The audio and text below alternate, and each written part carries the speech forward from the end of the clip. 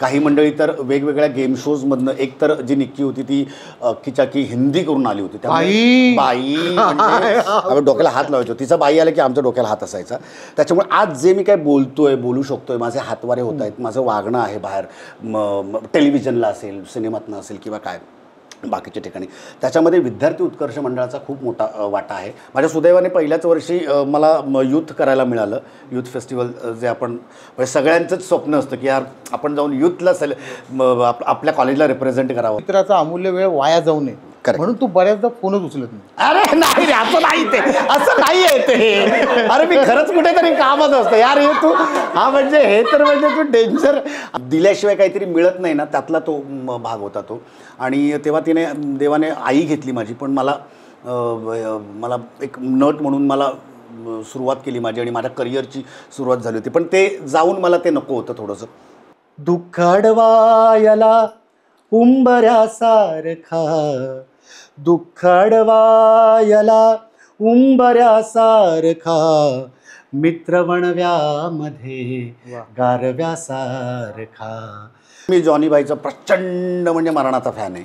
मी त्यांना इमिटेट करण्याचा प्रयत्न नाही केला, पण मला ना असं काम करता यायला पाहिजे, अशा पद्धतीचा विनोद करता यायला पाहिजे. मला एका मित्राने छान मला स्टेटमेंट केली, तू बिग बॉसची ट्रॉफी जिंकलीस नाहीस आम्हाला फरक पडत नाही, पण तू माणुसकीची ट्रॉफी जिंकलीस मित्रा, सो अभिनंदन तुझं.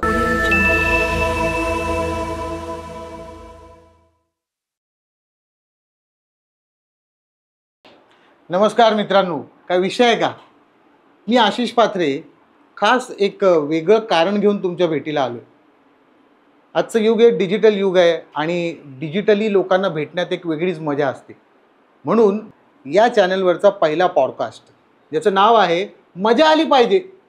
आयुष्य जगताना मजा आली पाहिजे की नाही, मग आपलं पण नाव तेच आहे, सोपं आहे, मजा आली पाहिजे. विषय आहे का? आणि या पहिल्याच भागामध्ये एक स्पेशल गेस्ट जो खूप लोकांचा आवडीचा आहे, म्हणजे भरभरून प्रेम आत्ता तर करतात, पण गेली 30 वर्ष तो अभिनय करायला लागल्यापासून तो लोकांचा म्हणजे त्याच्यावर क्रश राहिलेला आहे, फॅन म्हणून. अर्थात क्रशचे वेगवेगळे अर्थ डिजिटली निघतात म्हणून सांगतो. तर तो कसा आहे म्हणजे किती वर्ष बघा, तो तसा तरुण आहे, चिर तरुण आहे. आणि त्याचं नाव आहे पंढरीनाथ कांबळे, वय वर्ष 52. वय सांगायची गरज होती तुला. मी मुद्दाम वय सांगितलंय. देवानंद असा होता की ज्याला आपण म्हणायचो चिर तरुण, एव्हरग्रीन, म्हणजे आजही ग्रीन घातलेलं आहे, एव्हरग्रीन होता. तर बघा सिमिलॅरिटी बघा कशी असते. देवानंदने गाईड केला आणि ह्याने बिग बॉसमध्ये सूरज चव्हाणला गाईड केलं. वा वा दादा, हे शब्दांचा खेळ तुम्हाला जमेल. तर तुला शिरल्या पाऊल टाकल्यानंतर पहिलं फिलिंग काय होतं? नॉर्मली ना, म्हणजे तिथे जे काही खेळणारे सदस्य होते त्या घरातले, त्या लोकांनी अभ्यास केले होते.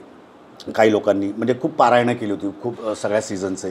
काही मंडळी तर वेगवेगळ्या गेम शोजमधनं एक तर जी निक्की होती ती अख्खीचाकी हिंदी करून आली होती. त्यामुळे बाई म्हणजे डोक्याला हात लावायचो. तिचा बाई आला की आमच्या डोक्याला हात असायचा. तर ती अख्खी म्हणजे अख्खा एक सिलेबस करून ती आलेली होती. जो अरबाज होता तो स्प्लिट्सविला करून आला होता, साधारण त्याच पद्धतीचा तो शो. आणि तुम्ही फुटेजसाठी काय करावं लागतं आणि काय द्यावं लागतं हे सगळं त्यांना माहिती होतं. पण तिथे पण ना त्या लोकांचा तो सगळा अभ्यास किंवा काही गोष्टी आहेत ना त्या फोल ठरल्या. कारण बिग बॉसचं म्हणणंच असायचं, म्हणजे प्रत्येक सीझनला आणि आमच्या सीझनमध्ये पण, जिथे तुमचं विचार करणं थांबतं तिथं माझं विचार करणं सुरू होतं. आणि त्याला खरंच म्हणजे समर्पक होतं त्यांचे आलेले टास्क, तिथल्या आम्हाला काही गोष्टी कराव्या लागणार ते. तर त्यामुळे मी तसा फार अभ्यासू नाही. म्हणजे माझ्या कामाच्या बाबतीत जेव्हा आपण नाटक करतो, सिनेमा करतो किंवा टेलिव्हिजन करतो, तेव्हा आपण स्क्रिप्टचा जो काय बसून अभ्यास करतो तो. पण तिथं तुम्ही तो अभ्यास करून जाणं म्हणजे तुम्ही त्याचा काही फायदा होत नाही. कारण तिथे तुम्ही मी ना असा खेळेन, असं खेळल्याच्या नंतर तुम्हाला पेपरच चेंज होऊन जातो तुमचा, त्यात पॅटर्नच पेपरचा चेंज होऊन जातो. आणि ते सगळे अनुभव तिथे आम्हाला मिळाले. त्यामुळे मी कुठलाही अभ्यास फार केलेला नव्हता. सगळे सीझन बघितले होते. अभ्यास म्हणजे मी कधीतरी जाईन म्हणून नाही, मला आवडायचं. आपली मंडळी आहेत किंवा एखादा कंटेस्टंट असतो तो आपल्याला आवडत असतो, प्रेक्षक म्हणून ते बघणं झालं होतं. तर त्यामुळे तिथे गेल्याच्या नंतर काही ठरलं नव्हतं. म्हणून तो पहिले 2 आठवडे माझे जे बऱ्यापैकी नुसते बघण्यात गेले आणि मला प्रेक्षक हे बिरुद मला दिलं भाऊंनी. तर ते मिळाल्याच्या नंतर जरा गिल्ट आलं, वाईट वाटलं जरा. म्हणजे ते कुठेतरी वर्मी घाव लागतो तो तसा. आता घाम आलाय म्हणून तो हे झाला, हरकत नाही. तर तो घाव लागला होता थोडा. आणि मग नंतर म्हटलं नाही आपण काहीतरी नुसतं बसून इथं चालणार नाही, काही आपण स्टान्स घ्यायला पाहिजे कुठल्या गोष्टींवर. आणि मग तो पहिली तावडीत जी सापडली माझ्या ती निक्की सापडली.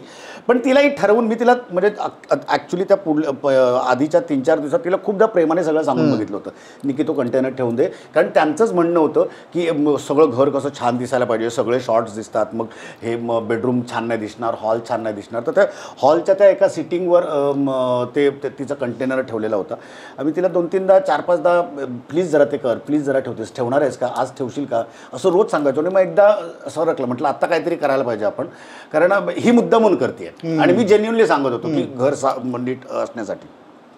आणि मग नाटकाचा फायदा जरा झाला मला. तिथे नाटकवाला माणूस होता, तर माझ्या पद्धतीनं उचलला असं करत करत जे तुम्ही सगळ्यांनी बघितलंच आहे. आणि मग तिथं तिला ते वाटलं होतं की मी असं कदाचित काही करणार नाही, किंवा ही भांडेल जास्त म्हणून किंवा आणखीन काय, तर मी करणार नाही असं तिला वाटलं असताना मी ते केलं. आणि जो काय भडका उडाला आणि मग तिने सगळं घर तहस नहस करून टाकलं होतं. पण तिथं तिच्याशी भांडताना माझ्या लक्षात आलं होतं की मी जसं तू मला इतकी वर्षात नंतर तो ओळखतोस, कधी माझं भांडण कुठल्या मित्रांशी किंवा अदरवाईज कोणाशी झालेलं नाही कुठल्याच विषयांवरनं. पण तिथं ते मग पहिला तो मला ट्रिगर मला झाली ती गोष्ट. आणि तिथं मला कळलं की अरे आपण काही गोष्टींवर बोलू शकतो आणि व्यवस्थित मुद्देसूद बोलू शकतो. मला सरप्राईज होतं की मी एक तर भांडतोय आणि मी कुठल्या आवाजात भांडतोय. मी खूप टिपेला जाऊन भांडत होतो. तेव्हा माझ्या डोक्यात एक विचार होता की ते संपल्याच्या नंतर की अरे हे जर माझ्या घरी मुलं बघत असतील, माझे मित्रमंडळी बघत असतील, तर त्यांना हा खूपच म्हणजे सुखद आश्चर्याचा धक्का असेल की यार पॅडा भांडतोय, मुद्दे घेऊन पॅडे भांडायला लागलाय. मग अरबाज सोबतचं भांडणं असेल, मग त्या वैभव सोबतचं भांडण असेल, आणि मग काही मुद्द्यांवर तिथे टास्कमधली भांडणं असतील किंवा आणखीन काही गोष्टी. सो तिथे काही न ठरवता जसं बाहेरच्या जगात आपल्याला जग जगायला शिकवतं, ऑन द जॉब इन्स्टिंक्ट. आत्ता हे झालं की लगेच तुम्हाला तिथे रिॲक्ट कसं व्हायचं किंवा काय, तर त्या गोष्टी काही न ठरवता गोष्टी कळायला लागल्या आणि तसतसं तिथे रिॲक्ट होत गेलो. सुरुवातीचे 2 आठवडे जरा असेच बसून गेले, थोडेसे चाचपडण्यात गेले. पण नंतर जसा जसा सूर गवसला, मग तिकडे आपल्याला एकदा सूर लागल्याच्या नंतर तुला माहिती आहे सूर लागला की मग घालवायला लागतं. मी बोलवलं तुला पण तर तो तसा सूर गवसला आणि मला खूप मज्जा आली या सगळ्या प्रवासात. खूप चांगले मित्र भेटले, जशी अंकिता आहे, सूरज आहे, हे 2 तर खूपच जीवाभावाचे मित्र तिथे झाले. आणि बऱ्याच खूप वल्ली तिथे दिसून आल्या की म्हणजे तुम्ही म्हणता तेवढं जग अदरवाईज तेही माहीतच होतं, इतक्या वर्षांच्या कालखंडात आपण बघितलेलं असतं. तर प्रत्येक माणूस सारखा नसतो, खूप वेगवेगळ्या स्वभावांची लोकं तिथे होती. आणि त्यांच्याशी डील करताना टॅकल करताना खूप मजा आली. तुम्ही त्यांच्यासोबत कसं वागता, प्रत्येकाला कसं बोलता तुम्ही, तर ते सगळं करताना मजा आली मला. पण ती मजा आम्हाला दिसत होती आणि मजा आली पाहिजे हेच ती दिसत होती. कारण त्या निक्कीकडे कंटेनर होता पण कंटेंट तुझ्याकडे होता. ती कंटेंटसाठी करत होती खरं तर. आपण कंटेंट खरं माझ्याकडे दादा. तर ह्या सगळ्यामध्ये आता एक नाव तुझ्याकडनं आलं, अंकिता. तर मालवणी तुम्ही दोघं बोलत होतो. मुळात तू एकदम मालवणातला नाही, वैभववाडी म्हणजे कोकण म्हणजे मला वाटतं राजापूर खारेपटणच्या पुढे ना तिकडे ते तळ कोकण समजलं जातं. तो तिकडचा पट्टा पण तिकडे दर परत गावागाव दर काही टप्प्यांवर तुमचं मालवणी थोडीशी वेगवेगळी. खातलय, खातस, बरोबर, काय किंवा देतलस, देतस, असं माका देतलस, माका देतस, असे बारीक बारीक चेंजेस होत जातात. थोडेसे हेल्थचे पण गोवा बॉर्डर पर्यंत बांद्यापर्यंत. पण मग ती पहिल्यांदाच तुला तिथे भेटली. मला वाटतं याआधी ती एक चांगली युट्यूबर आहे, तिचे फॅन्स खूप होते. आणि ती मग तिथे तुला पहिल्या वेळी भेटल्यानंतर ती कशी वाटली होती की ही काय तरी मुलगी तशीच होती जशी तुला वाटली का कालांतराने ती कळत गेली? कॉन्फिडन्स होता की इथं आल्याच्या नंतर माझं ह्या पोरीशी जमेल, कारण एक तर कोकणी पोरगी, मालवणी भाषा आणि तिचा स्वभाव. तर ह्या सगळ्या गोष्टींमुळे तिथे गेल्याच्या नंतर कसंच ग आम्ही सुरुवातच झालं की. आणि मी स्वतः खूप कम्फर्टेबल असतो मालवणी बोलण्यात. म्हणजे माझ्या ऑफिसमध्ये म्हणा किंवा बाहेर पण कोकणातलं कोण दिसलं की लगेच काय रे खायचो रे तू याच्या गावातलं याच्या राजापुरातलं, तर ते आपसुक येतं माझ्याकडनं. आणि ते तसंच ते झालं. आणि मला खूप कम्फर्ट झोन एक जो आपण बोलण्या वागण्यातला होता तो माझा अंकितासोबत होता. आणि जो आयुष्यभर आता यापुढे असणार आहे त्याबद्दल वादच नाही. तर ती खूप तिथे गेल्याच्या नंतर कदाचित तिला इंडिव्हिज्युअल पॅडी कांबळे म्हणून माहीत नव्हता, तो कदाचित माहीत झाला. जो इंडिव्हिज्युअल अंकिता मला माहिती नव्हती ती मला तिथे कळली. कशा पद्धतीने ती गोष्टींवर स्टँड घेते, काय तिने स्ट्रगल करत ती आत्तापर्यंत आली. सो हे बाकी. आणि कसं होतं ना की मला निक्कीचं पर्सनल लाईफ, अरबाजचं पर्सनल लाईफ, की तिकडे ज्या लोकांशी माझं पटत नाही आहे त्यांच्याबद्दल मला जाणून घेण्यात, ज्या गावाला आपल्याला जायचंच नाही ते रस्ता कशाला काही संबंधच नाही. तर त्यामुळे हे गावातलं माझं माणूस होतं. सूरज माझ्या विचारांशी खूप मिळता जुळता होता. सो ह्या लोकांबद्दल जाणून घ्यायला मला खूप आवडत होतं आणि तेच तिकडे तो कनेक्ट झाला माझा. तुम्हाला इथे दिसते असे उलट्या काही पाट्या लागलेल्या आहेत. आपल्या प्रत्येक शोमध्ये पार्टी हा कॉन्सेप्ट समाविष्ट असणार आहे, कारण की पूर्ण जगात कुठेही गेलात तरी लोकेशन म्हणा, डेस्टिनेशन म्हणा, इमोशन म्हणा, ते पार्टी असते. तुमची दारावरची नेमप्लेट ही तुमचं इमोशन. करेक्ट. सो ती पार्टी कव्हर करण्याचा आमचा मानस आहे. आणि आत्ता तुला मी एक विनंती करतो की तुझ्या उजव्या हाताला जी पाटी आहे ते 4 पाट्या आपण करणार आहोत. म्हणजे माझ्या ज्या पाठीमागे जी पाटी आहे, तुझ्या पाठीमागे जी पाटी आहे तसं तू एक पाटी आहे, एक पाटी तुझ्या मागे आहे. तसा मी एक पाटी नाही, एक पाटी तुझ्या मागे आहे, ती तू वळवावीस अशी विनंती आहे. आणि मग आपण बोलूया पुढे. तर मला सांग की नामोजोशी मार्ग तुझं बालपण, तर तिथून आपण जरा त्या टप्प्यापासून जरा सुरुवात करूया. की गिरणगाव आणि उत्सवी वातावरण, जीवाला जीव देणारी माणसं, शेजाऱ्याच्या घरात जाऊन कधी काय चिकन, काय कोंबडी, ते बाळा जरा ते पण घेऊन हे सगळं असं म्हणणे त्याला काही दरबंध नाही. तर तुझं निवासस्थान कुठलं आणि तिथनं आजूबाजूचं वातावरण आणि काय कसं होतं त्या काळात? नामजोशी मार्ग म्हटल्याच्या नंतर माझ्यासाठी नामही काफी आहे. तर त्यामुळे तो एकतर माझी शाळा 10वी पर्यंतचं जे माझं शिक्षण झालं ते नामजोशी मार्ग म्युनिसिपल सेकंडरी स्कूल. 7वी पर्यंत माझं जे शिक्षण झालं ते करी रोड उच्च प्राथमिक मराठी शाळा, या 2 शाळांमध्ये माझं प्राथमिक शिक्षण झालं. नामजोशी मार्ग म्हटल्याच्या नंतर मला माझ्या लहानपणचे सगळे म्हणजे मी शाळेत माझ्या जाताना म्हणजे तेव्हा बऱ्याचदा पिशव्या नसायच्या किंवा स्कूल बॅग हा कन्सेप्टच तेव्हा आम्ही जेव्हा शाळेत जायचो तेव्हा तो कन्सेप्टच नव्हता. मग ते हातात त्या वह्या आणि पुस्तकं आणि त्यांना एक जाडा रबर बँड लावून तिकडे निघायचं आणि अशी ती स्टाईल होती तेव्हा, असं जायचं असं ते घेतल्यासारखं. आणि ते सगळे दिवस तिथे राहत असताना म्हणजे करी रोडच्या शाळेत शिकत असताना किंवा नामजोशी मार्ग शाळेत माझ्या शिकत असताना जसं तू म्हणलास की माणसं, तिकडची परिस्थिती, गिरणगाव, थोडीशी गरिबी, मध्यमवर्गीय कुटुंब सगळी, हे असताना गुंडगिरी आणि ह्या सगळ्या गोष्टी पण होत्या. पण तुम्ही निवड जे म्हणतो की तुम्ही काय निवडता, संगत काय निवडता, ह्या गोष्टी खूप महत्त्वाच्या होत्या. आणि त्या तिथे माझ्या सुदैवाने माझ्या संपर्कात आलेले माझी माणसं आणि माझे मित्र ते खूप छान होते. माझ्या संपर्कात आलेल्या संस्था त्या दरम्यानच्या होत्या, त्या खूप करेक्ट होता. आणि ते मला ते आवडायला लागलं होतं. जसं की विद्यार्थी उत्कर्ष मंडळ हा माझ्या आयुष्यातला अविभाज्य घटक आहे. मी जेव्हा कुठल्याही मुलाखतीत बोलताना माझी सुरुवातच बऱ्याचदा ह्या संस्थेने असते जिथे माझं अपब्रिंगिंग झालं किंवा आत्तापर्यंत माझं लग्न होईपर्यंत म्हणजे मी माझा एरिया सोडेपर्यंत जो मी मंडळात लहानाचा मोठा झालो, माझ्यावर जे संस्कार झाले त्याच्यामुळे आज जे मी काय बोलू शकतोय, माझे हातवारे होत आहेत, माझं वागणं आहे बाहेर टेलिव्हिजनला असेल, सिनेमातनं असेल किंवा काय बाकीच्या ठिकाणी, त्याच्यामध्ये विद्यार्थी उत्कर्ष मंडळाचा खूप मोठा वाटा आहे. कारण तिथं तुम्ही कसं, मी फक्त आपल्या प्रेक्षकांसाठी सांगतो, गिरणगावात विद्यार्थी उत्कर्ष मंडळ नावाची संस्था ही खूप 70-75 वर्ष काम करते. आणि आम्ही त्या मांडवाखालून गेलो आहोत त्या काळामध्ये. लालबाग, 7 रस्ता, माझगाव, नामजोशी मार्ग, बायखाळा असे चिंचपोकळ्याचे 6 विभागातल्या अभ्यासिका आणि एक केंद्र, आणि त्या केंद्रामधून वाचनालय, संदर्भ ग्रंथालय, इंजिनिअरिंगची पुस्तकं, मेडिकलची पुस्तकं खूप, आणि ₹1 फी घेऊन आजन्म सभासदत्व देणारं एकमेव मंडळ. तिथे पॅडी पुढचं सांगेल की ते काय आहे. विद्यार्थ्यांसाठी चालवलेलं विद्यार्थ्यांचं मंडळ असं त्याचं एक काय टॅगलाईन होती ती. आणि तिथं अभ्यासाला म्हणून मी खरं तर तिथं जायचो. आमच्याच शाळेत संध्याकाळी 6:30-7 नंतर ते अभ्यासिका 9-9:30 पर्यंत चालायची. आणि तिथे मग एकदा आमचे सिनियर्स होते तिथे मला चांगलं आठवतं श्याम खटावकर, मोहन राणे, नितेश वेंगुर्लेकर ही जी आमची सिनियर मंडळातली. तर हे तुमच्यापैकी नाटकात कोण काम करणार, तर नाटक काय असतं ते अजून माहिती नव्हतं.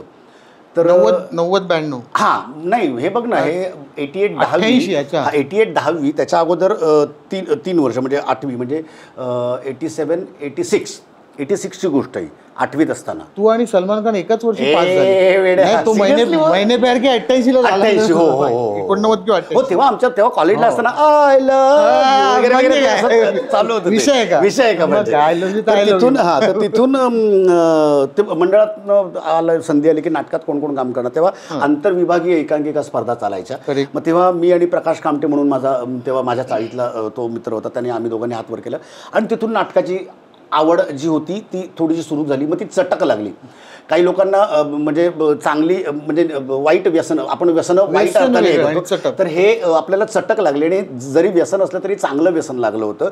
आणि मग तिथून ते सुरुवात झाली गोष्ट. मग एक एकांकिका, मग छोटा रोल, एक दुसरी एकांकिका, थोडंसं पासिंग, मग एक आणखी पुढची एकांकिका, 4 वाक्य मिळाली, मग 8 वाक्य मिळाली. असं करत करत करत मी तिथं फुलफ्लेज एकांकिकेचा भाग एक खूप महत्त्वाच्या भूमिका करण्या इतपत माझा जो प्रवास आणि अपब्रिंगिंग होतं ते मंडळात माझं खूप झालं. आणि त्यावेळेस आमचे सगळे म्हणजे किरण गावडे, महेंद्र कदम किंवा हे मोहन राणे ही सगळी मंडळी तेव्हा म्हणजे दिग्दर्शन पण करायची, स्वतः कामं पण करायची. तर ह्या मंडळींकडनं ते सगळे संस्कार नाटकाचे इथे होत गेले. मग कॉलेजला आलो, कॉलेजपासून मग ती सगळी सुरुवात झाली. आणि नामजोशी मार्ग या माझ्या शाळेने, माझ्या विभागाने, माझ्या अभ्यासिकेने आणि माझ्या विद्यार्थी उत्कर्ष मंडळाने मला खूप खूप दिले. म्हणजे आज जे काय आहे पॅडी कांबळे तो ह्या सगळ्या गोष्टींमुळे आहे. त्यावेळेस मी आठवतोय 95ला 95ला मी 9वी-10वीला होतो तेव्हा तुझं नाटक बघायला आलो होतो विद्यार्थी उत्कर्ष मंडळाच्या वार्षिक स्नेहसंमेलनात. आणि ते नाटक होतं आमच्या या घरात. आणि आमच्या या घरात हे नाटक सयाजी शिंदेंनी त्याच्या आधी रोल केलं होतं, प्रोफेशनल नाटक. आणि त्यांची पर्सनॅलिटी काय आणि पॅडी कांबळे आधी बघितलंय तो काय नाटकात करणार आहे काय, असे सगळे एक लोकांच्या अशा एक कुजबुजी सुरू होत्या ना. आणि आम्ही लहान 15-16 वर्ष, मी सगळ्या चाळीतल्या माझ्या मुलांना घेऊन आलो. नाही मी बघितलं त्याचं काम, तो चांगलंच करणार या. तर मी याचं फॅन हे होतो. आणि मी जेव्हा पाहिलं आणि माई म्हात्रे तुझी आई होती त्यात, आणि तो शेवटचा सीन आणि ते विष घालून ती मारते त्याला. आणि मग आमच्या घरात म्हणजे ज्या नाटकावर वास्तव नावाचा सिनेमा मांजरेकरांचा आला, ते ओरिजिनल नाटक. तर त्याच्यामध्ये काम बघितल्यानंतर तुझं त्यातल्या पात्राचं नाव शिर्याबाई होतं. शिर्याबाई, तो भाई होतो शिर्याबाई. तर मला आठवतंय मी आणि माझ्याबरोबर आलेली सगळी पोरं दामोदर हॉल ते माझ्या चाळीपर्यंत, लालबागच्या माझ्या काळचौकीच्या चाळीपर्यंत शिर्याबाई जिंदाबाद असं ओरडत गेलो होतो लिटरली. आणि तेव्हा मला असं भारावून गेलो होतो की यार काय नसतं, पर्सनॅलिटी डझंट मॅटर, की तुम्ही काय आतनं टाकताय त्या रोलमध्ये. होऊ शकतो ना या पर्सनॅलिटीचा माणूस गुंड. त्याच्यानंतर आम्ही हसतो बेफाम आणि गुजरागजाच्या वेळी पुन्हा महेंद्र कदम आणि तुझ्या केमिस्ट्रीचं नाटक बघितलं. मला आठवतं की एक माझ्या बाजूला ऋषिकेश खळदे नावाचा माझा मित्र होता, त्याला ऐकू येत म्हणजे त्याला खूपच कमी ऐकू येत, म्हणजे बाजूने पण त्याला ओरडून अरे ऐक. आणि आम्ही जवळजवळ बाल्कनी लेवलला लांब बसलोय. तर तो प्रत्येक तुझ्या पंचला हसत होता, कारण त्याला ते कायिक अभिनय ना, ते तुला कळलं ना, ते देवा तंबाखू हे वाला तो अरे काय चाललंय, त्याला ते एक्सप्रेशन, ती बॉडी लँग्वेज. आणि तर हे कुठून म्हणजे हे शिकणं म्हणजे हे जगण्यातून शिकणं आहे. पण तसा आयडॉल होता का तुझा तेव्हा कोणी, की मेहमूद असेल, जॉनी लिव्हर असेल, किंवा अगदीच जवळचं तिथं गोविंदा, बरोबर, असं काही तुला होतं का, की काय सेल्फ डेव्हलपमेंट? एकतर मी जॉनी बाईचा प्रचंड म्हणजे मरणाचा फॅन आहे. पण मी त्यांना म्हणजे बॅक ऑफ द माइंड तुमच्या काही लोक असतात, तुमच्या इथं चालू असतात सतत. मी त्यांना इमिटेट करण्याचा प्रयत्न नाही केला, पण मला ना असं काम करता यायला पाहिजे, अशा पद्धतीचा विनोद करता यायला पाहिजे. आणि मला अशा पद्धतीनं कुठल्याही बारीक गोष्टीमध्ये विनोद मला करता यायला पाहिजे. तर ते तर माझे आयडॉल आहेतच, गोविंदा ॲज यू सेड. पण म्हणजे पहिल्यांदा जो सगळ्यात महत्त्वाचं असतं ना, की तुम्हाला विश्वास तुमच्यावर कोणीतरी दाखवणं. तो महेंद्र कदमने मला त्या आमच्या घराचा जो एक प्रयोग आपण वार्षिक स्नेहसंमेलनात करतो विद्यार्थी उत्कर्ष मंडळाच्या, तर खूप लोकांचे हे तेव्हा बोलले, अरे पॅडी कसा दिसेल, पॅडी नाही दिसणार रे, तो भाई नाही वाटणार. तर तेव्हा महेंद्रने त्यांना पटवून दिलं होतं की नाही, आपल्याकडची जी भाईंची जी संस्कृती आहे त्यातले सगळेजण बघा ते असेच सिंगल पसली दिसणारे लोक आहेत आणि तेच नंतर त्यांच्या दिसण्यामध्ये दरारात नसतो, त्यांच्या वागण्यात आणि करण्यामध्ये दरारा आहे. ते जे काय गोष्टी बोलतात, त्यांचे डोळे बोलतात, त्यांची देहबोली बोलते. तो जाडच असायला पाहिजे आणि तो आडदांडच असायला पाहिजे असं कधीच भाई आपल्याकडे आपण पाहिले नाहीत. आपण केवढे म्हणजे कसे बघितलेत लोक आपल्या एरियात, सिंगल पसली वगैरे आणि मारामारीला आला की फक्त काढून एक फाट पहिले कानफडात देणारा भाई होतो, पहिले जो हात उचलतो या मताचा. तर ते महेंद्रने तिथल्या मंडळातल्या सगळ्या आपल्या तेव्हाच्या सिनियर्सना पटवून दिलं की हा करेल तर हा करेल आणि मी याच्याकडनं करून घेईन. आणि तेव्हा मला चांगलं आठवतंय, तालीम संपल्याच्या नंतर जेव्हा आम्ही मंडळाच्या चिंचपोकळीतनं पासून ते घरी आम्ही डिलायल रोडपर्यंत चालत जायचो, तेव्हा मी जर काय ऊ केलं ना, तेव्हा महेंद्र मला फटका मारायचा की आत्ता हे नाही, आत्ता नाटकाचा प्रयोग संपेपर्यंत तू हे नाही करायचंस, कारण आत्ता तुझ्यात तो स्टिफनेस, तो दरारा किंवा तो जे काय आपलं तालमीत ठरलंय करायचं तसाच तू चालला पाहिजेस, तसाच तू वागला पाहिजेस. मला हाच एक मुद्दा फक्त बोलायचा होता की आता तू म्हणालास की आमच्या घरात हे एक वेगळ्या पद्धतीचं काम होतं आणि जे 100% तू निभावलंस आणि मी पाहिलं असल्यामुळे मला माहिती आहे. आणि मी इतरही अनेक तुझी सिरियस कामं म्हणूया किंवा गंभीर भूमिका म्हणूया ह्या पाहिलेल्या आहेत आणि त्या ताकदीने तू त्या निभावतोस. पण असं झालंय का, असं वाटतं का तुला मागे वळून बघताना की इमेज बनली की हा कॉमेडी करतो? बऱ्याचदा असं होतं ना की पण तो जो एक ॲक्टर आहे तो थोडासा अजून एक्सप्लोर व्हायला हवा होता की व्हायला हवा इथून पुढे, असं वाटतं तुला? खरं तर तो जो ब्रॉच म्हणतो ना आपण, असं लावतो तो ब्रोच, हां, तो जो विनोदी अभिनेत्याचा ब्रॉच आहे ना, तो मी अभिमानाने बाळगतोय. कारण हे अशा पद्धतीचं काम सगळ्यांना जमत नाही. बरोबर, खूप लोक प्रयत्न करतात पण कधी कधी ते फसतात. मग कधी कधी तो अतिशयोक्तीचा विनोद असेल किंवा आणखीन अंगिक असेल, वाचिक असेल, जो काय असेल, ज्याच्याबद्दल मला बिग बॉसच्या घरात पण काही मंडळींनी त्याला ओव्हर ॲक्टिंग म्हटलं, कारण त्या पद्धतीचं काम त्यांनी कधी अटेम्प्ट पण केलं नसतं किंवा काही किंवा त्यांना कोण मिळेल की नाही मला माहीत नाही, पण ते विरुद्ध मी अभिमानाने मिरवतोय गेल्या इतक्या वर्षात. तर आता पॅडी बोलता बोलता हा विषय आला की तिथे त्या जागी बिग बॉसच्या त्या घरामध्ये कोणीतरी म्हटलं की पॅडी हा ओव्हर ॲक्टर आहे. म्हणजे गेल्या 35 वर्षात मी असं विनोद ऐकलं. वा वा वा वा वा वा, म्हणजे किती प्रयत्न, जो कोण बोललाय त्याचा सेन्स ऑफ ह्युमर काय असं, नक्कीच काय एक्झॅगरेशन असं, त्याला विनोद किती कळतो, मार्क ट्वेन लेवलला पोहोचतो. म्हणजे काय तर ते मला मी स्वतः हसलो की हा बर बर बर बर. तर मला ना ते त्यावरून आत्ता आपण इथे एक छोटासा एक गेम खेळूया. सोपं आहे, म्हणजे काही पत्ते दाखवतो. जोकर म्हटलं गेलं, म्हणजे ओव्हर ॲक्टर म्हटलं गेलं, जोकर पण म्हटलं गेलं, पण त्याच्यावर सुद्धा रितेश भाऊ म्हणाले की तो जोकर असला ना तर तो असा जोकर आहे की तो बाजूच्या पत्त्यांचं महत्त्व वाढवतो. तो त्या खूप मोठी कॉम्प्लिमेंट होती माझ्या प्लेइंग कार्ड्स मधला तो जोकर आहे आणि ते आम्हाला माहिती आहे ना.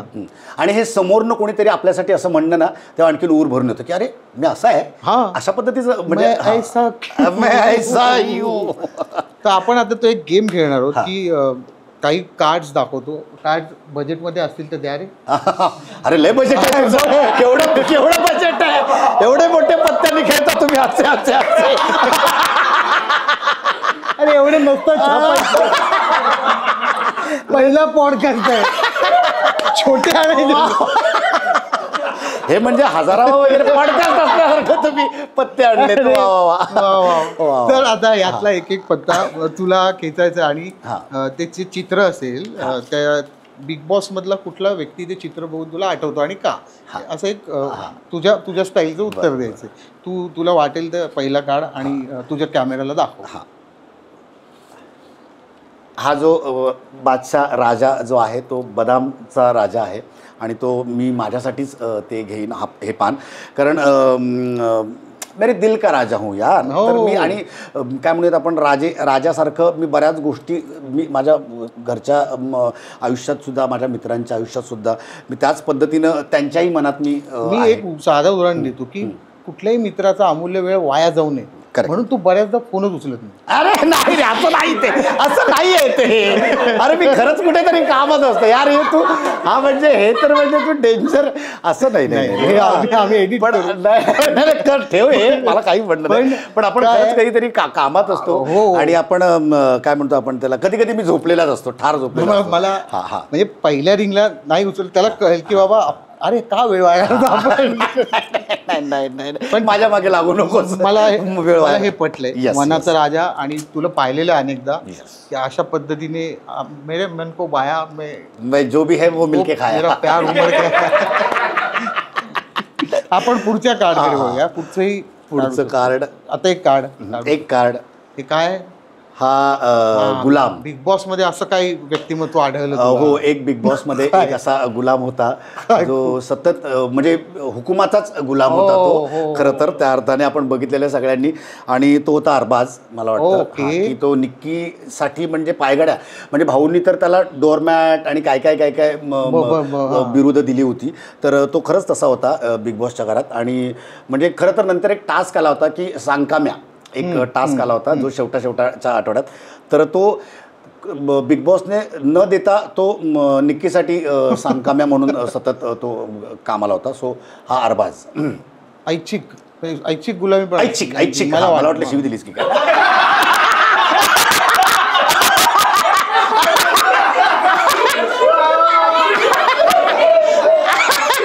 तर ऐच्छिक असं झालं माझं.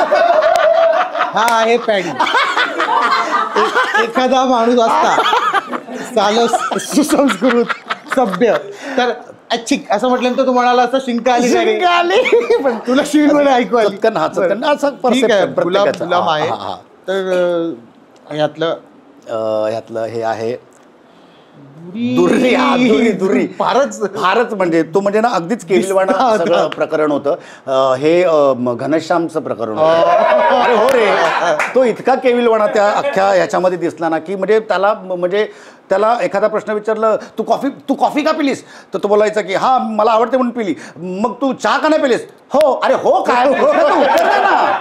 तर बराचदा तो असाच ना वेग काहीतरी बोलून जायचा आणि त्याचे खूप मतं म्हणजे तो म्हणतोय खरं. म्हणजे नंतर बाहेर आल्याच्या नंतर मला म्हणजे जरा हे झालं की दडपते रे असं एखाद्या शोबद्दल आपण बोलणं वगैरे. तो म्हटलं मी घरातनं बाहेर पडलो आणि लोकांनी शो बघणं सोडून दिलं आणि मग TRP घसरला. तर त्याच्या घरातल्या लोकांनी म्हणत तो बाकीच्या घरात त्याला कुठे एंट्री आणि भाऊंनी पण त्याला प्रश्न विचारला तर तो नाही भाऊ गंमत केली म्हणजे काय करू आणि कुठे तोंड लपू असं झालं होतं त्याला. तर हे खामखा उगाचचा कॉन्फिडन्स त्याचा कुठून येतो ते खरंच त्याला माहित नाही. तर ही दुरी घनश्याम होता. बरं, हे दोन राहिले शेवटचे. आणि आता हे हा एक्का. हा बदामाचा एक्का म्हणजे जो ह्या शोमध्ये जिंकलेला आहे आणि त्याने प्रूव्ह केलेला आहे. सगळ्यांना हवासा वाटणारा म्हणजे एक्क्याचं पान जसं आपल्या पत्त्यांच्या 13 पत्त्यांच्या किंवा आपल्या गठ्ठ्यामध्ये असावंसं वाटतं तसं हा सूरज चव्हाण आहे.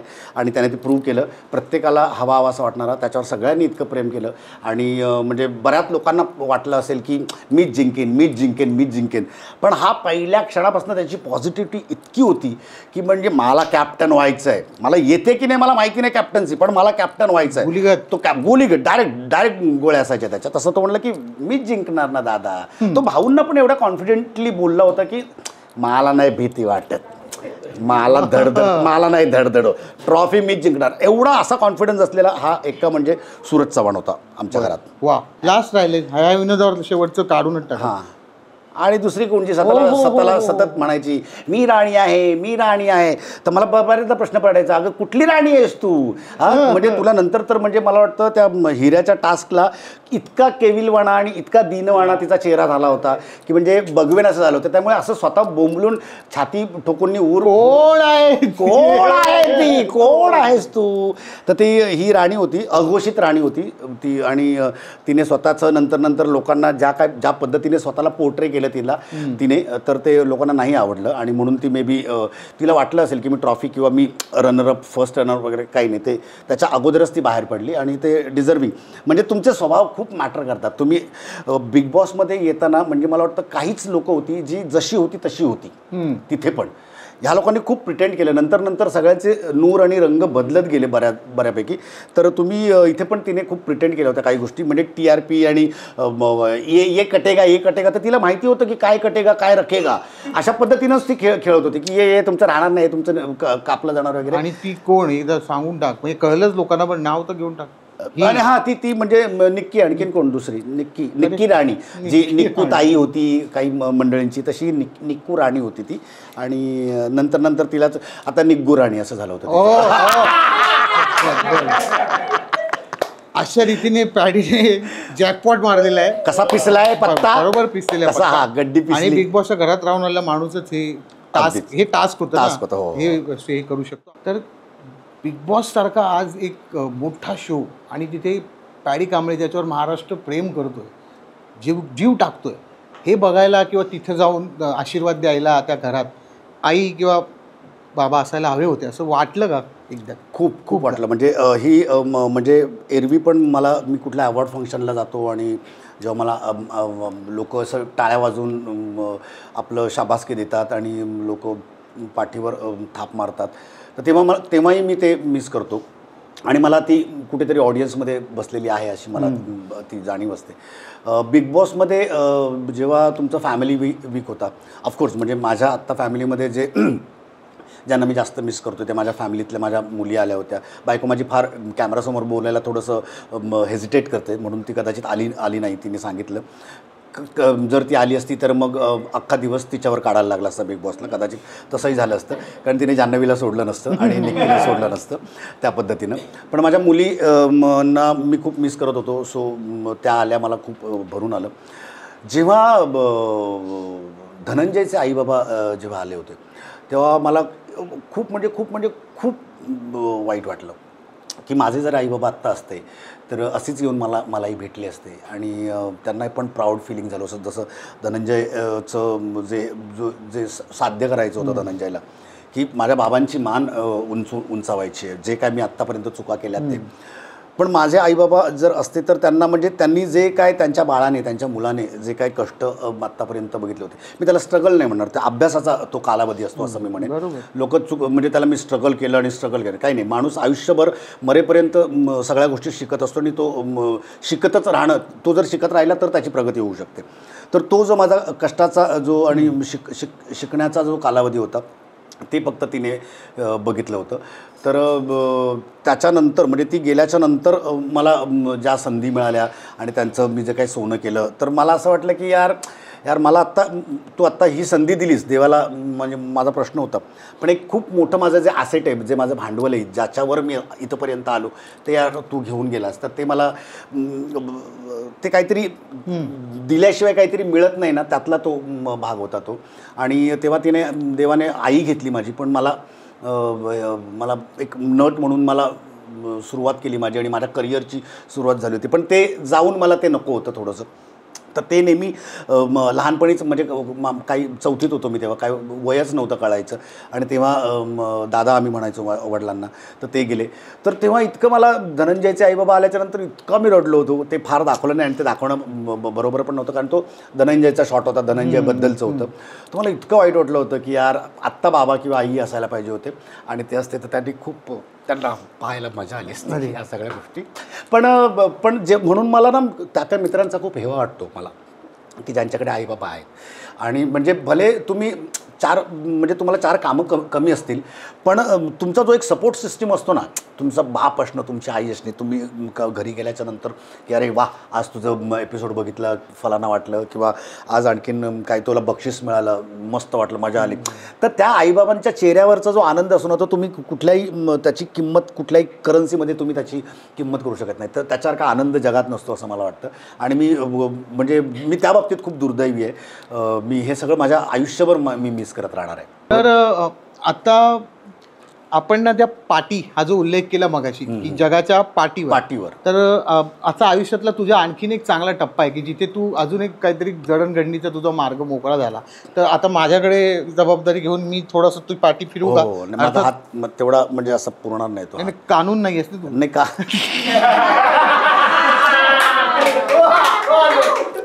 तर मी बोर्ड फिरूया. बरोबर आहे का रे? अशी, हा. ओ MD कॉलेज, महर्षी दयानंद कॉलेज परळ. महाविद्यालय, आणि हा एक माझ्या आयुष्यातला अविभाज्य घटक आहे. करेक्ट. पण मग मला सांग की आता MD कॉलेज म्हटलं की जी लिगसी आहे एक फार मोठी आहे. होय. शिवाजी साटम असतील किंवा तुझा प्रमोद पवार असेल, भरत, हो, प्रोफेसर्स पैकी शांताबाई शेळके शांता आमच्याकडे. शेळके MDला होत्या म्हणजे हो. प्रोफेसर म्हणून.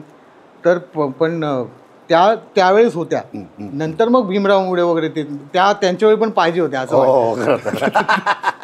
पण MDची म्हणजे ही नावं प्रल्हाद कोडतरकर असेल किंवा मंदार मांडवकर, आता ही पुढची रोहन रोहित, जे आता तुला सांगतो रोहन कोटेकर आपला हा जो पॉडकास्ट आहे त्याचा डिरेक्टर, हो. आणि तो तिथं बसलाय. हो. तो माहिती आहे डिरेक्टर खरं तर म्हणजे उभा असतो, फिरत असतो. हो. तो बसला काय आहे कारण की आज पॅडी दादा आलाय ना, अच्छा. MD पहिला अच्छा. ओ. Double cake. हा. आणि तो अक्षरशः म्हणजे आमची चर्चा होते तेव्हा की तो भक्त आहे. हा, हो. फक्त तो अंध भक्त नाही, कुणाचा होऊ पण नको जा. त्यात चष्मा आहे त्याला, पण तो अंध भक्त नाही. तर त्याला काही प्रश्न विचारायचे तर त्याला विचारू दे का? अरे म्हणजे बघ, तुमचं MDचं ते, मग आपण MD बद्दल तुझ्या दिवसांबद्दल बोलू. नाही, नक्कीच. रोहन काय वाटतं तू? पॅडी एकतर MD कॉलेजला असं म्हणतात आम्हाला, आम्ही सगळेच मंदिराने आम्ही खूप ऐकत आलो की कलेची पंढरी म्हटलं जातं, कारण खूप वर्षांचा वारसा आहे. बरोबर बरोबर. सो जेव्हा हा पंढरी या पंढरीत आलेला, हा हा हा. वा वा वा वा. हा. डिरेक्टर डिरेक्टर काय असतो, लेखक काय असतो. हा.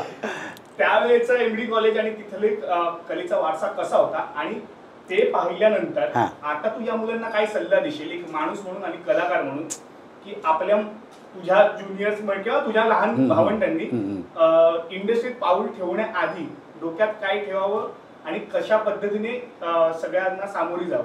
नाही, नक्कीच. म्हणजे हा पंढरी या पंढरीत येताना, कॉलेजच्या पंढरीत येताना, म्हणजे ती तेव्हा खरंच माहीत नसतं आपल्याला या सगळ्या प्रोसेसमध्ये. फक्त आवड असते बऱ्याच गोष्टींची. माझ्या सुदैवाने पहिल्याच वर्षी मला यूथ करायला मिळालं. यूथ फेस्टिवल जे आपण म्हणजे सगळ्यांचंच स्वप्न असतं की यार आपण जाऊन यूथला आपल्या कॉलेजला रिप्रेझेंट करावं. काही लोकांचं इन्कम पण असतं, फक्त प्रत्येकाचं स्वप्न नसतं. कसं इन्कम कसं असतं मला? अरे बाबा, ते डायरेक्शन, अच्छा, रायटिंग, त्या दृष्टीने. हा, काही लोकांचा. पण म्हणजे नट म्हणून काम करताना काही इन्कम काय नसतं, स्वतःच्याच खिशातले पैसे टाकून ते. तर ते मला माझ्या सुदैवाने मला यूथ करायला मिळालं, मला INT करायला मिळाली, मला उन्मेष करायला मिळाली.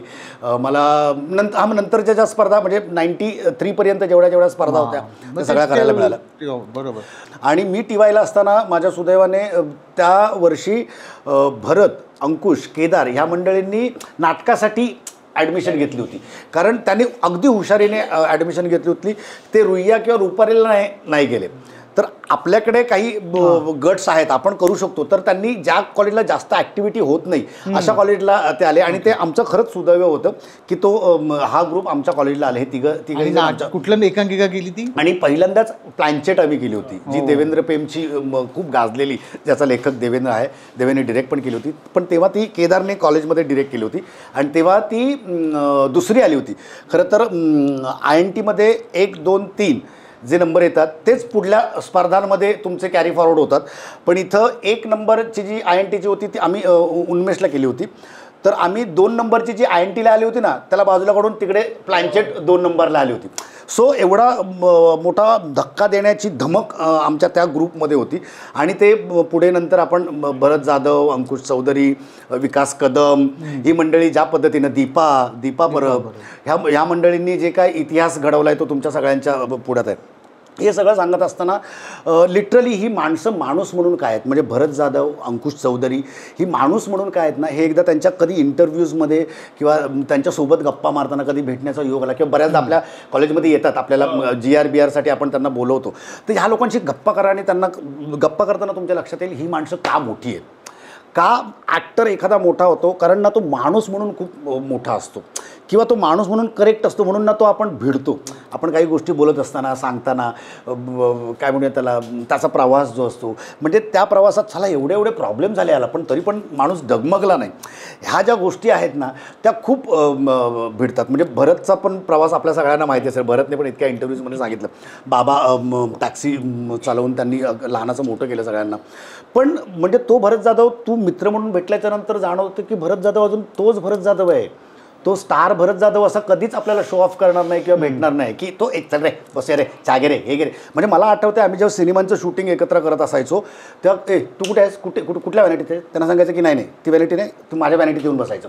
तेव्हा आम्ही म्हणजे तो येड्यांची जत्रा नावाचा सिनेमा होता, तेव्हा एक जवळ 10 ते 12 ॲक्टर्स होतो आम्ही प्रॉपर.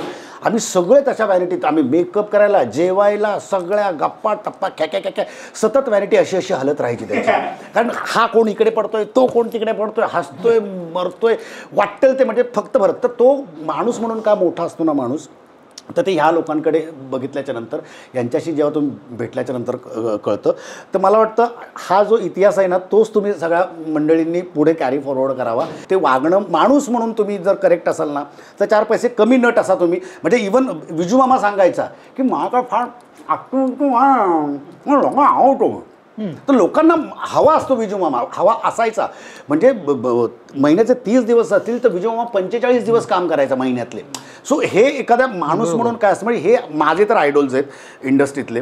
आणि मी भरतला प्रचंड फॉलो करतो. म्हणजे भरतने काय काय गोष्टी कशा पद्धतीनं काम करतो, भरतची लाईफस्टाईल काय आहे.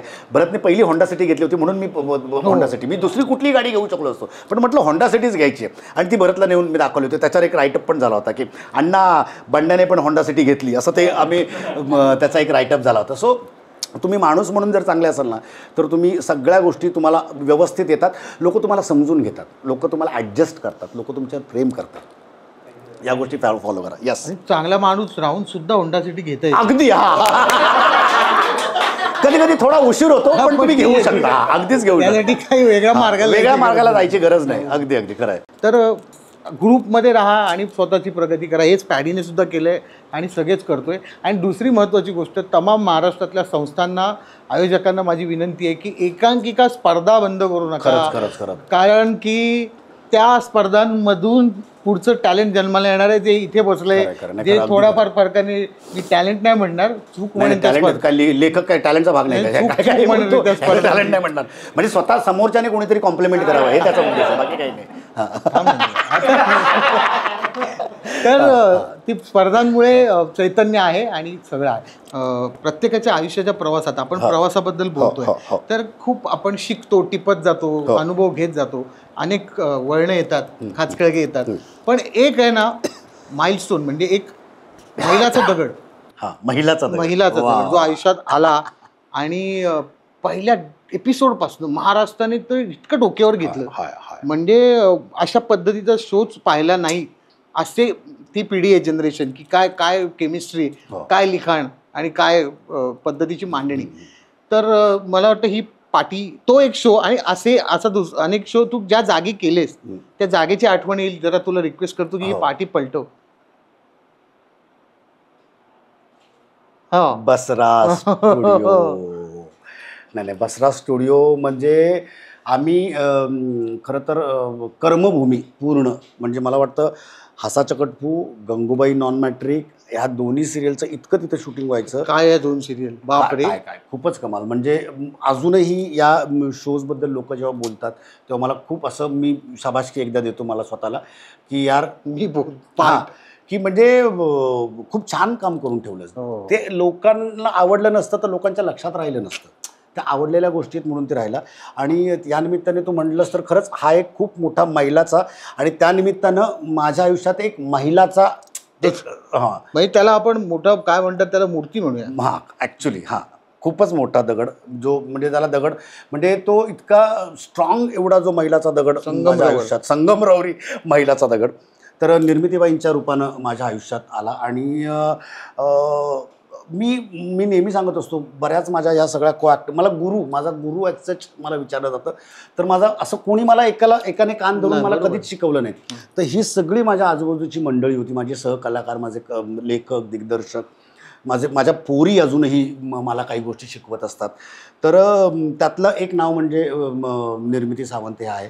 आणि तेव्हा म्हणजे ना माझं वाचन इतकं म्हणजे खूप वाईट म्हणजे वाईट, जर नुसत्या वाचनावर जर कोणी कास्ट करणार असेल तर पहिलं मला रिजेक्ट करेल, इतकं वाचन माझं वाईट होतं सुरुवातीला. पण ते बाईंनी जेव्हा आम्ही रिडिंगला बसायचो, सीन आम्ही वाचायला घ्यायचो, तेव्हा सीन कसा वाचावा, ती वाक्य कशी वाचावी, डायलॉगची डिलिव्हरी कशी असावी, कुठल्या शब्दावर वजन दिलं तर त्याचा जो अपेक्षित अर्थ आहे तो त्यातनं बाहेर पडतो, ते बाईंकडनं मी शिकलो. की असं नाही रे पॅडी, अरे सांग ना रे राजेशाला, असं बाई नेहमी. पण दुसरा तिसरा चिडला असता, पण मी ते चिडणं म्हणजे चिडचिड न करता, अरे अच्छा काय सांगतायत, अच्छा का चिडतायत, कशासाठी, कुठल्या मुद्द्यासाठी चिडतायत, त्या गोष्टींचा विचार केला. आता बघ तू बोललास की का चिडतायत, हे ट्रेसिंग आपण खूपदा बोललो याच्यात. आता तर तू का चिडतायत तर ते त्यांना हिणवल्या जाते का, हे तिकडनं आलेलं बरोबर. खरंच काला महत्व आहे ना याच्यात, तर का तर का चिडतायत आपल्यावर, तर ते कारण चिडणं महत्वाचं नाही, इथे का महत्वाचं आहे. तर त्या पद्धतीनं त्या गोष्टी तुम्ही त्या गोष्टींकडे बघितलं ना तर तो, आणि त्याचा मला फायदा खूप झाला. म्हणजे बाई कुठल्या पद्धतीनं डायलॉग डिलिव्हरी करतात, मग त्यातनं कसे अर्थ बाहेर निघतात, या गोष्टी त्यांच्याकडनं खूप शिकायला मिळतात.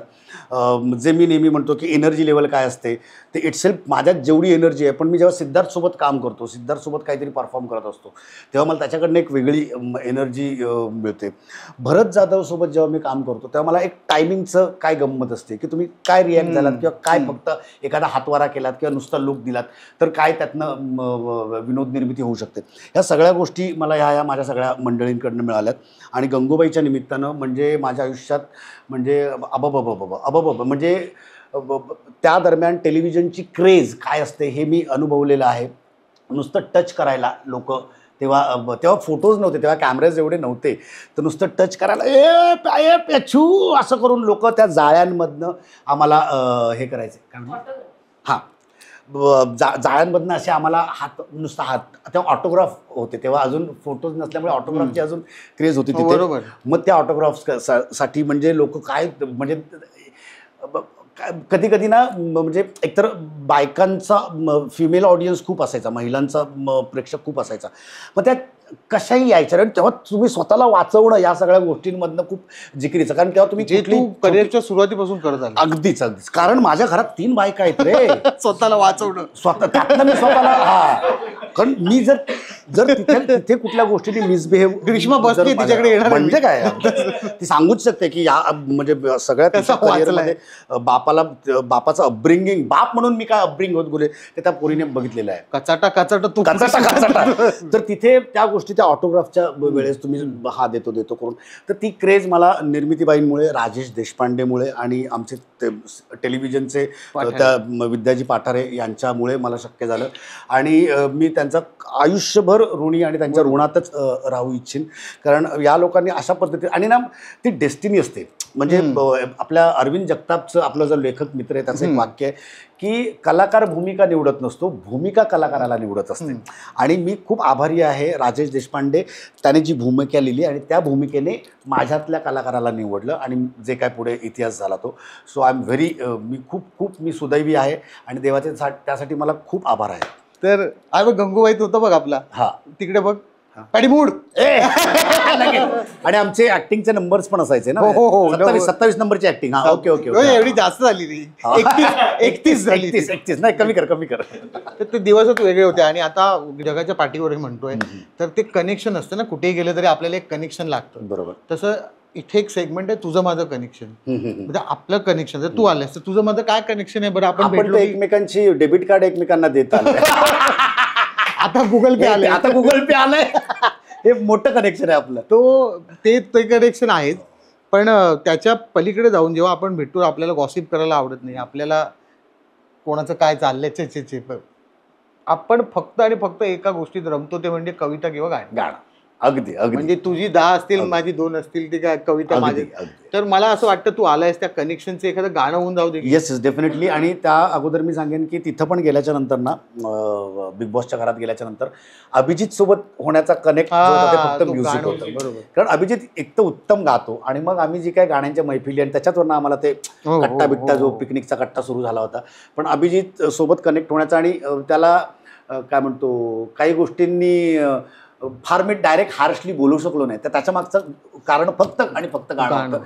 कारण तो ज्या पद्धतीनं ह्याच्या अगोदर गायला आणि तिथे पण आम्ही जे गायचो, काही जागा असायच्या, त्याचा पण सेम गोळ आहे, त्यांना शब्द आठवत नाहीत, मग तो चालीत गुणगुणत राहतो, पण आमचा तो कनेक्ट होता. आणि ते गाणं म्हणजे माझ्या जीवनाचा अविभाज्य घटक आहे.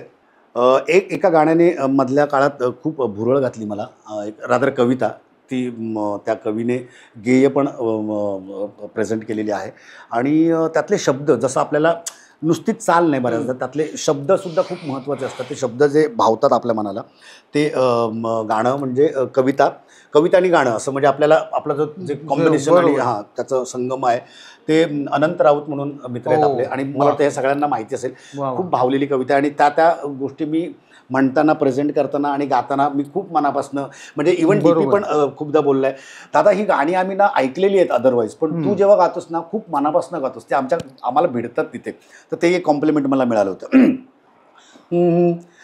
दुःख अडवायला उंबऱ्यासारखा दुःख अडवायला उंबऱ्यासारखा मित्र वणव्यामध्ये गारव्यासारखा मित्र वणव्यामध्ये गारव्यासारखा वाट चुकणार नाही जीवनभर तुझी वाट चुकणार नाही जीवनभर तुझी एक तू मित्र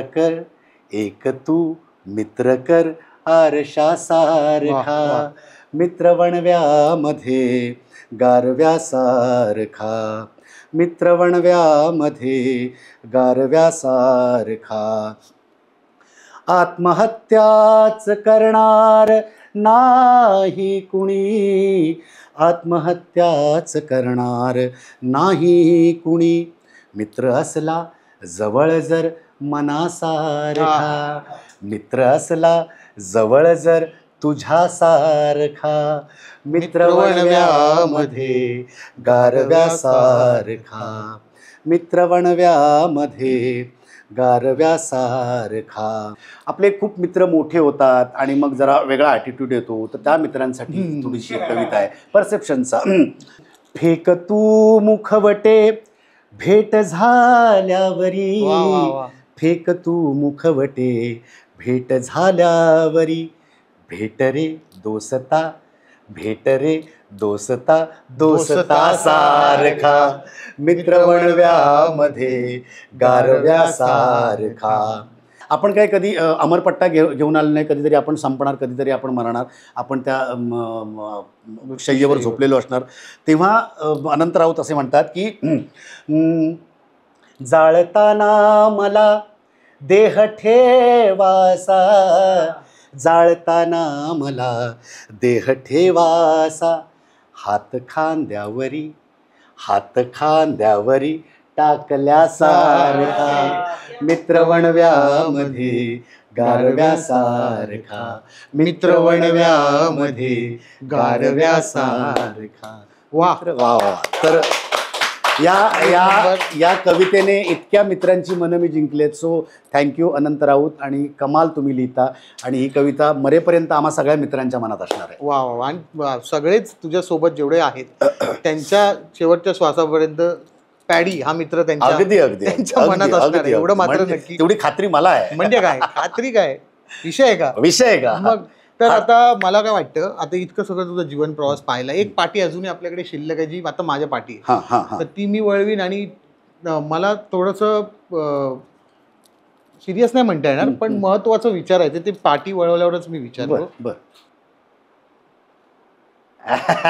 बिग बॉस आता हा म्हणजे काय म्हणतात 20 वर्ष गंगूबाई नंतर बिग बॉस हा प्रवास टेलिव्हिजनचा त्याच्या आधी बरंच काही पण आत्ता पॅडी म्हणजे म्हणतात ना की कळला पूर्णार्थाने महाराष्ट्राला पूर्णार्थाने ग्लिम्सेसमध्ये माहीत होतं सगळं फेम आहे कौतुक आहे पण काय माणूस आहे कारण त्या खेळालाच मानवी भावनांचा खेळ असं म्हटलं जातं.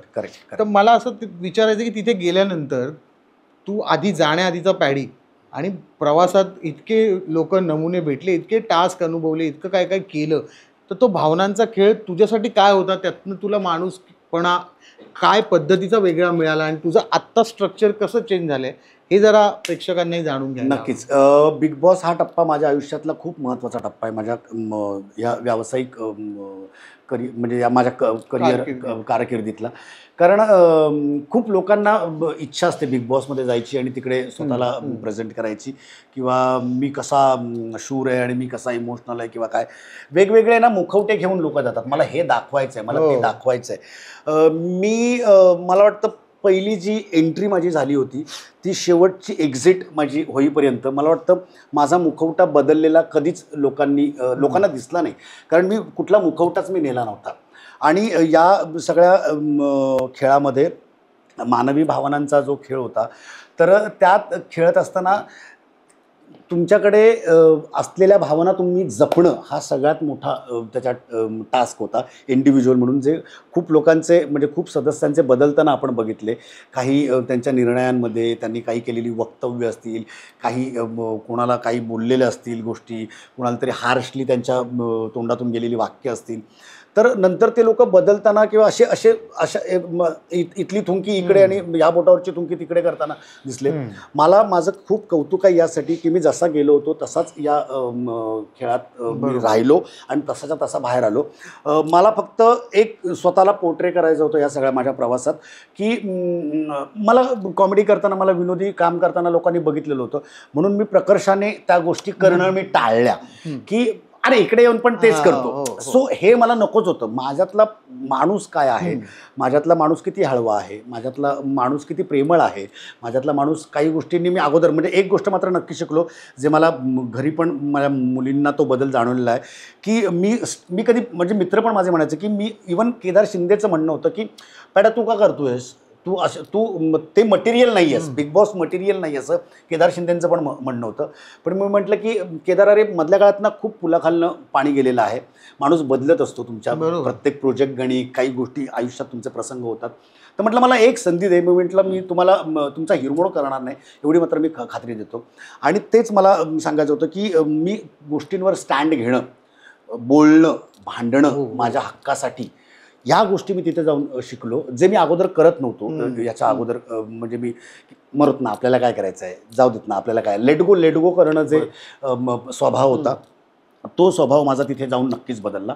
आणि तो एक स्टँड घेणारा पॅडी माझ्यात होता, पण तो कधी दिसला नव्हता मलाच. तो मला तिथे दिसला की अरे यार तू करू शकतोस, तू काही तुझ्या स्वतःच्या मुद्द्यांवर तू लोकांशी भांडू शकतोस, तुझे मुद्दे ठामपणे मांडू शकतोस. तर ते एक मला तिथं त्यानिमित्तानं नवीन एक तो गवसलेला पॅडी म्हणता येईल. आणि मला त्याचा खूप आनंद होतो.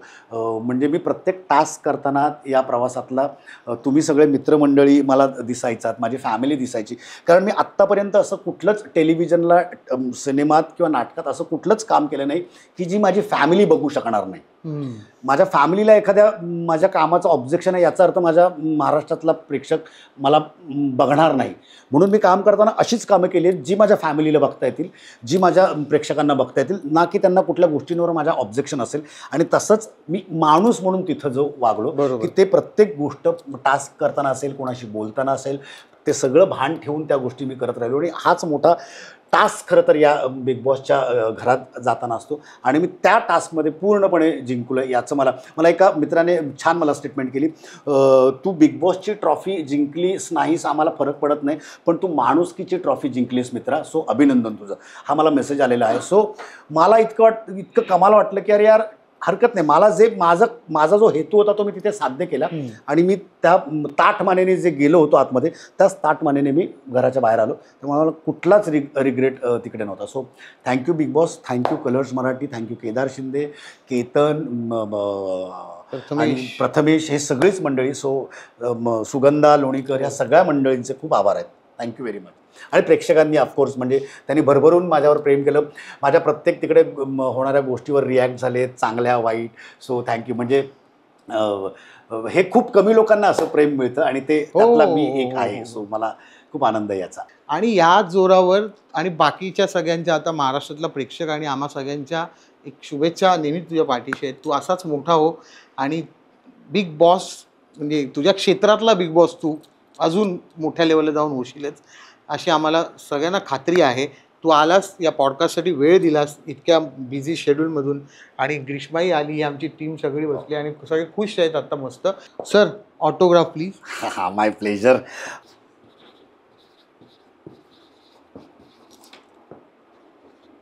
हो. वा. मित्रांनो, हे आपल्या यूट्यूब चॅनलवर हा पहिला पॉडकास्ट, जो पॅडीच्याही आयुष्यातला पहिला पॉडकास्ट podcast आहे, हा योग जुळून आलेला आहे. आणि जे टायटल आहे या पॉडकास्टचं, ती सिम्पल मजा आली पाहिजे. करेक्ट. या पलीकडे काय नाही, आणि ती मजा खरंच तुम्हाला सगळ्यांना आली असेल. आणि कारण आम्ही इथे बसलेलो, इथे लाईव्ह किती छान अनुभव घेतला ते आम्हाला माहिती. तुम्हालाही आम्हाला तो अनुभव तुमच्यापर्यंतही पोचवता आला असेल अशी आशा व्यक्त करतो. आणि तुम्ही अशाच छान छान पॉडकास्टसाठी, गप्पांसाठी हे फॉलो करा, लाईक करा, सबस्क्राईब करा. मित्र वणव्यामध्ये गारव्यासारखा असतो, अशा सगळ्या मित्रांकडे ते पोचवा. आम्हालाही तो गारवा अनुभव द्या सबस्क्रिप्शनचा, सबस्क्राईब करण्याचा. आणि भेटत राहू असंच छान छान काहीतरी विविध कार्यक्रम घेऊन याच चॅनलवर. आजच्या या कार्यक्रमासाठी आम्ही इथे रजा घेतोय. विषय आहे का? विषय का? वैद म्हणजे काय? काय करून गेला मग? चला, धन्यवाद. धन्यवाद. धन्यवाद. वा. आजचा हा खूप दिवस म्हणजे मी पहिलाच असा एक्सपिरियन्स जी खूप इन्फॉर्मल तुमची इंटरव्ह्यू. म्हणजे अगदी करेक्ट.